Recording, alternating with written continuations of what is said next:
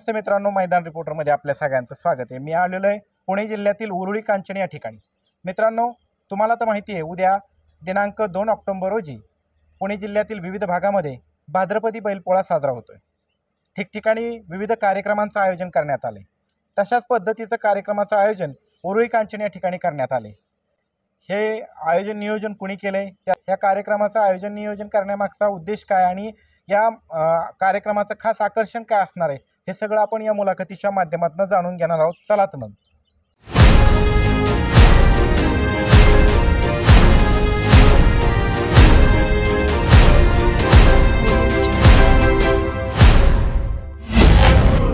दादा नमस्ते। नमस्ते। आपलं नाव?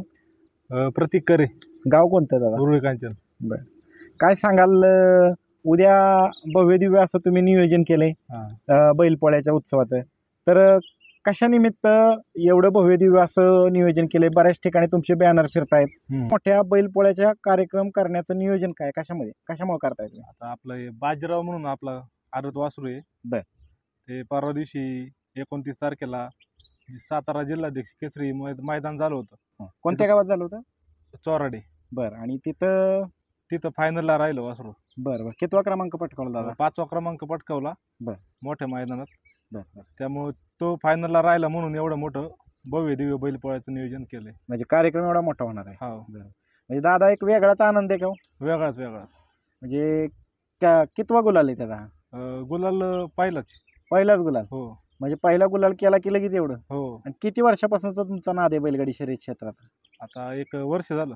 वर्षच झालं? हो। बरं, अजून कोणकोणती बैल आहेत? अजून आपली बरीच बैल आहेत। आतमध्ये करंट आहे। हो, आणि दुसरे कुठले? पक्ष आहे। पक्ष कुठला? तांदूळवाडीचा बारामतीचा। बरं, तिकडे बारामतीच असतं का ते? हो। बरं, आणि हा इथं असतो? हो, इथं असतो। बाजीरावचं काय वैशिष्ट्य सांगाल? बाजीराव कुठल्या खांदी पळतो दादा? बाजीराव दोन्ही खांदी, चारी खांदी पळतो तसा। बर, आता माग आपण त्याला पब्लिकने पळवायचो, पब्लिकने गट सेमी काढलेले आहेत। बर, आता पण बैल जास्त गाडीवर जास्त पळतो, त्यामुळे आम्ही गाडीवरच पळवतो। आता ह्या ढाली कोणते आहेत दादा?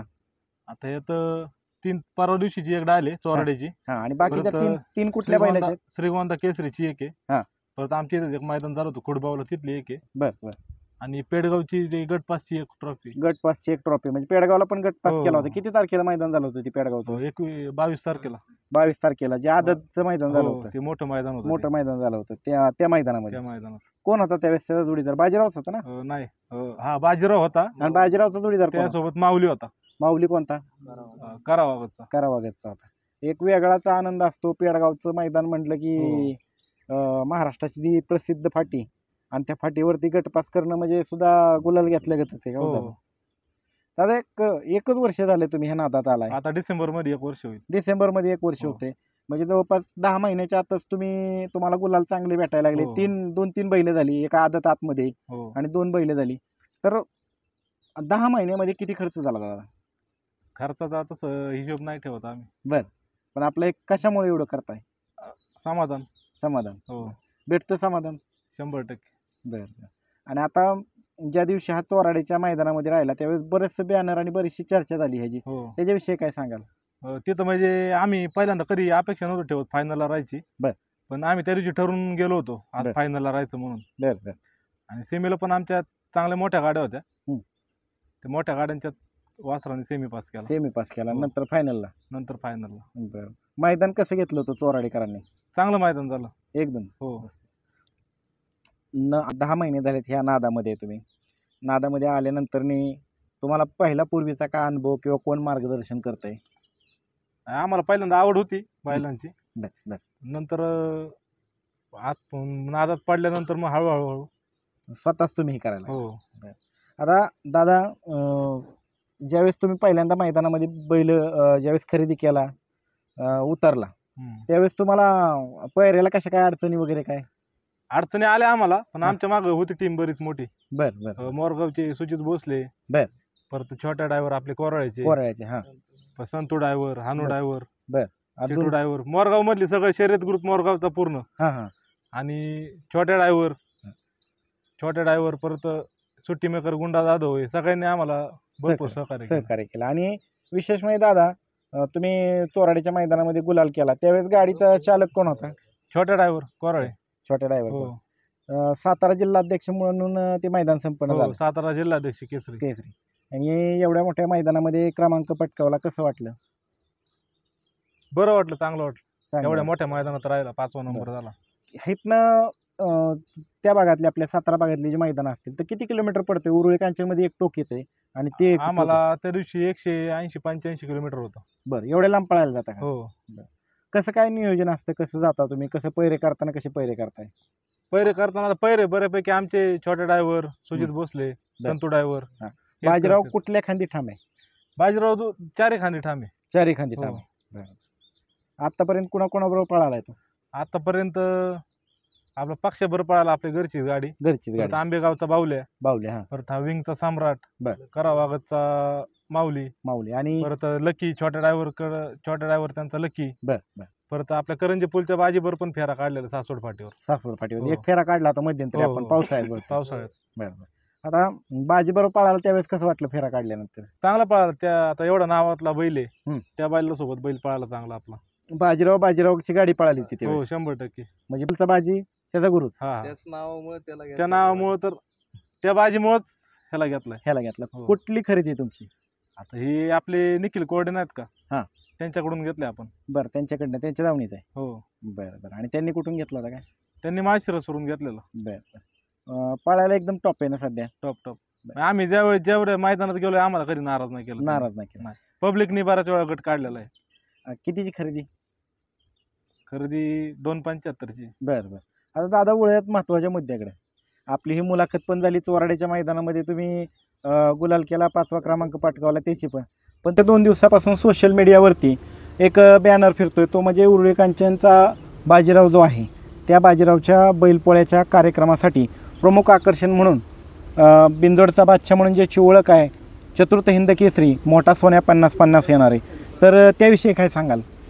उद्याच्या कार्यक्रमाचं प्रमुख आकर्षण आहे आपला महाराष्ट्राचा लाडका चतुर्थ हिंद केसरी बिंदोडचा बादशाह सोन्या 50-50 आज संध्याकाळीच आपल्या गोठ्यावर येणार आहे. उद्याच्या कार्यक्रमासाठी प्रमुख आकर्षण सोनेच.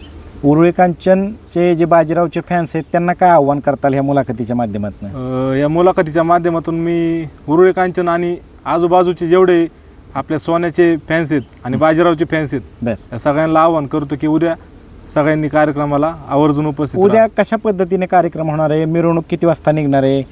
मिरवणुकीसाठी खास आकर्षण तुमचे ते म्युझिक सिस्टीम कुठली असणार ती सांगा प्रेक्षकांना.